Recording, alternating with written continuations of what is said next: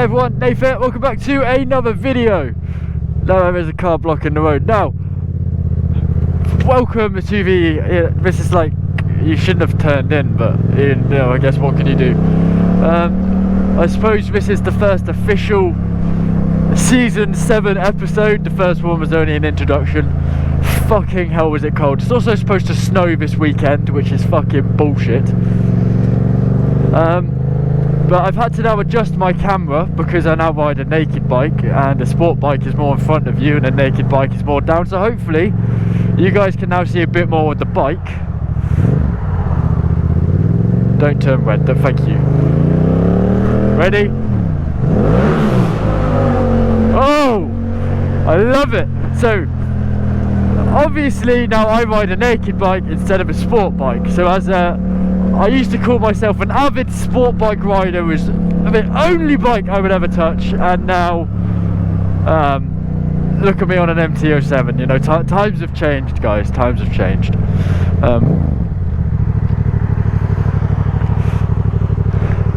So yeah, essentially what I'm getting at is, I'm not going to filter here, by the way, guys. I am just going to stick in traffic today, just because I'm still getting used to this bike properly.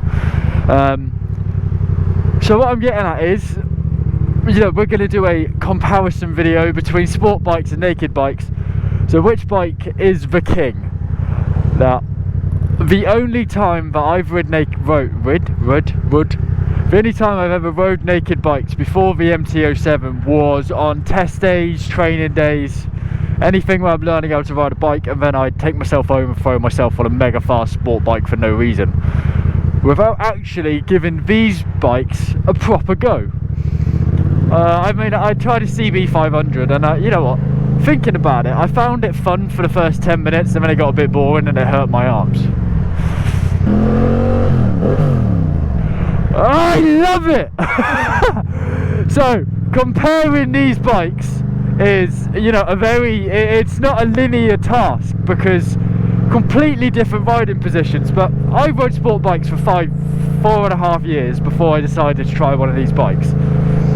So now, actually officially saying this on the channel with all of you guys as witnesses, I currently prefer naked bikes. This bike is 100 times more comfortable. I have so much more control over it, I feel. So using that information, I'm leaning away from getting an R1 at the moment, which is a scary thought, because ever since I was like 8, R1 was like the goal, and that was, fucking hell, how old am I now? Turning 21, so that's like 12-13 years of my desire for an R1 is disappearing. I wouldn't even know what to get. I would just say I was going to say MT-01, but that's not right, MT-10, but R1, you know, it's confusing, because my desire greatly outweighs what I like right now. So we do a loud exhaust, barrier 1. Oh, I fucking love it. I'm like a kid on one of these. But I guess that's one of the benefits of a naked bike. I feel like a kid again, which is not something I had the benefit of on my other bike. I didn't feel like a kid. I felt like, hey, I'm a motorbike rider, let's be sensible. Whereas on this bike, I feel like I could, you know, pop wheelies all day and be a kid and break the law. But that's not what we're doing on this channel, guys. Don't worry, no wheelies. We're not stunt. I'll leave the stunting over to Tarzan and Mr. Braps. I doubt they'd ever watch this video. Whee! I love this bike. It is an incredible bit of kit. And can you guys actually guess what year of MT I'm on? Because I haven't actually announced that. I've taken bike years out of the titles. See that right there, that torque moving me forward in that traffic after that car weaved away was something the CBR 500 just didn't have. This bike is 10 out of 10. Now, I didn't actually look at the differences between, there's 3 generations of MT, much like YZF, even though we're going on Gen 4 now. So 2014 to 2018 is Gen 1, 2018 to 2021 is Gen 2, and then 2021 onwards is Gen 3, if I'm right. Now there is some key differences between 2014, 2018, and then a massive overhaul for 2021. much like the R125s. Oh no, look at you breaking the law, you naughty boy. Oh, I love it. So can you guys guess what year of naked bike I'm on? The winner gets a love heart on their comment. Oh, and like the actual power I have over this bike, this is mental. I love it. I wouldn't actually swap this MT-07 for anything right now. Like normally I'm like, oh, I could swap this for this. Like my CBR, I was always like, oh, I could get an R3 or an MT-03. You know, I could try something completely different for a little while. And then, you know, I got this bike and I haven't actually touched Auto Trader yet. Like, Gear 1 is incredibly powerful. But now I found a bike that I actually love and want to keep, I'm very scared I'm just going to write it off. Am I indicating? Sorry guys, didn't mean to. It was an accident. God, we're very busy today. Doobie doobie. I'm going bicycle parking. See, I've also got so much more control over where the bike's going because I feel like I'm the same size as it. But it's very long. I'll show you the length. Hang on. It's a weird conversation to have, but it is a long boy with the rack on the back. It barely fits where the Honda was. Right, I can't get my keys out. That is not an ideal key place, Yamaha. Okay, see you guys in a minute. I'm going Tesco shopping. It's so weird walking up to a 700 and calling it my bike. There'd be no alarm. You know, I'm struggling to start at the moment. I don't know why. I think it's because, you know when you first get a bike, so you just turn it on and off 100 times a day, just to be like, yeah, this is mine. That's pretty much what I've been doing. So I might just need to take it for a big drive tomorrow and make a huge video for you guys next week, which is the plan, by the way. So I don't know where I'm going. There's people that want to see me at HCAF and there's people that want to see me at Super Sausage Calf. So what I might have to do is go for an early morning breakfast in the freezing cold to Super Sausage, and then I'm still waiting on my Barend mirrors. I had enough of these big mirrors, so I just got rid of them. It's a shame that's a thing, otherwise they look really nice. I don't know if that's just like an early gen MT thing or what. By the way, I hope you guys have guessed a year now. It took a second, but the dash didn't flash that time, so it didn't use too much of my battery. Right, let's go be really loud and obnoxious for another 10 minutes while we continue discussing how good the MT is. Back it up. Someone did the other day point out my mileage on Instagram. They were like, see the hair? 35,426 miles, but like, how's your MT not dead? And that is how you swap a CBR 500 for an MT. It's scratched in there, I never noticed that. That's why it's got a cover on. Right, come on then, don't stall, don't stall, don't stall. I'm not even using any throttle at this point, look, no throttle. There you go. Don't even need throttle to drive anymore. Okay, let's get a bit of speed going. Oh no, quiet in the exhaust. Shh.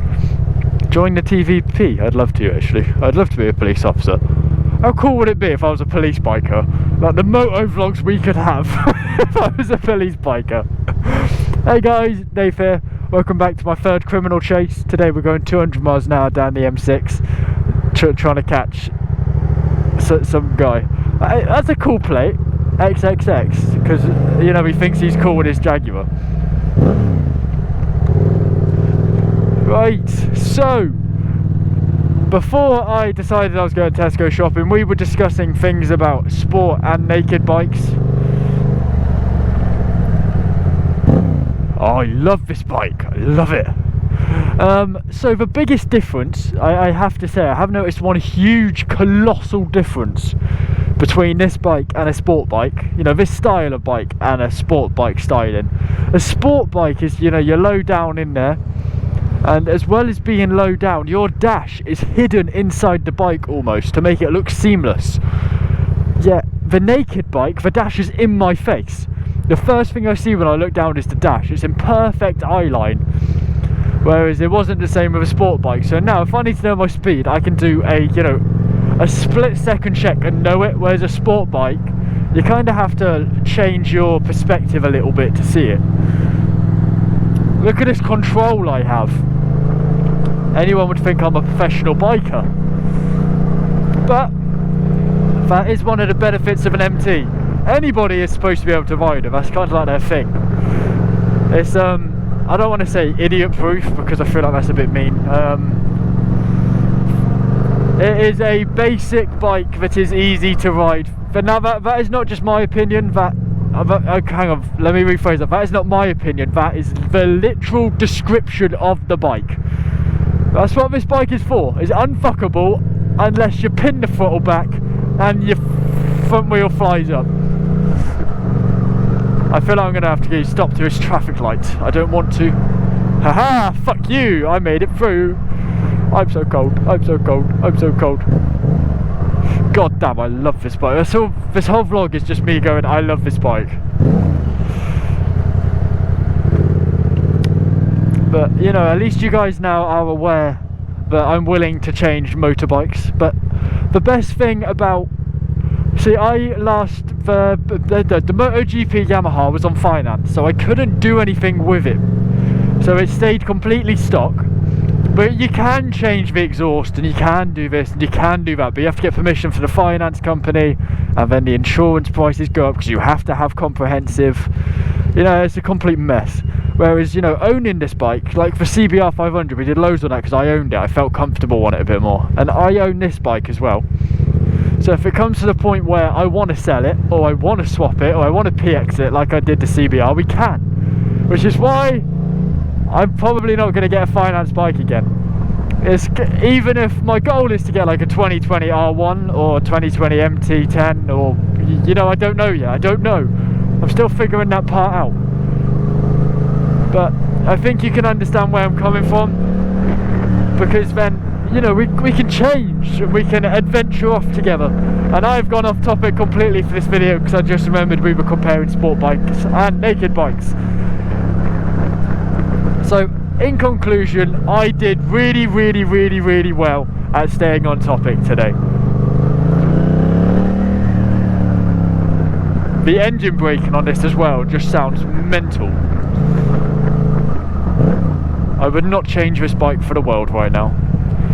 Which, a little secret for you guys were nearly going to be extremely disappointed in my channel, because I thought, what is an A2 bike that barely ever gets shown on YouTube? MT-03. Nobody will get the MT-03 because it is pretty much the same price second hand as an MT-07. So in comes Nath. I nearly bought an MT-03. So you guys were nearly very disappointed. Because when I was, you know, starting teasing for this bike, a lot of people were, you know, starting to say, you know, oh god, Nath, what is it? I was like, well, it might not be an MT-07, just so I could throw people off the track a bit. And people went, it better not fucking be the MT-03. I was like, oh shit. I nearly bought one of them. I was thinking about the R3 as well, because they don't really get highlighted anymore. Oh,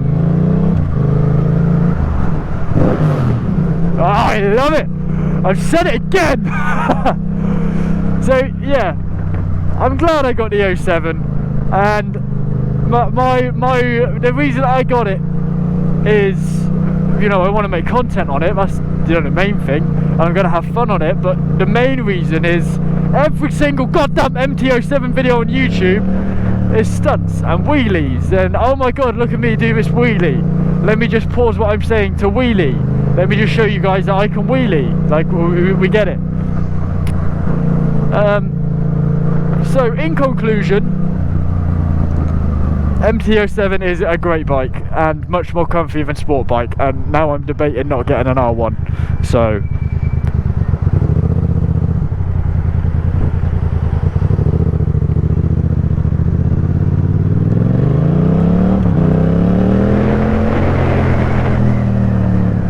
now I am very sad. Whoa, what's going on here, you scammers?